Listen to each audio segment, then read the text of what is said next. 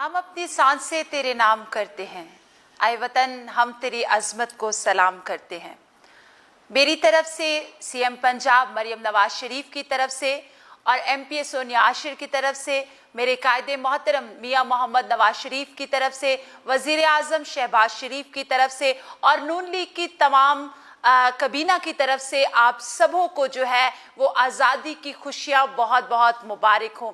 आज़ादी के हकीकी मतलब जो है वो अपनी आज़ादी को मनाना यही है कि हम दूसरों को अपने से बेहतर समझें और दूसरों की खुशियों का भी ख्याल रखें। जिस तरह मेरी सीएम पंजाब ने हमेशा अपने कौम की खिदमत के लिए अपने आप को पेश किया और इस मुल्क को और ज़्यादा खूबसूरती की तरफ लेकर आई हैं, तो मैं अपनी कायदे मोहतरमा सीएम पंजाब मरियम नवाज शरीफ साहिबा को सलाम पेश करती हूँ कि आप बहुत अच्छा काम कर रही हैं। खुदा आपको बरकत दे, आपको सलामत रखे और इस मुल्क के लिए आपको और ज़्यादा कसरत के साथ इस्तेमाल करे।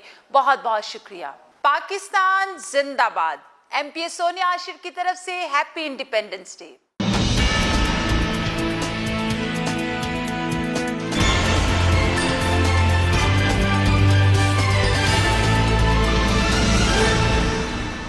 नवाए मसीही, हर मसीही की आवाज़।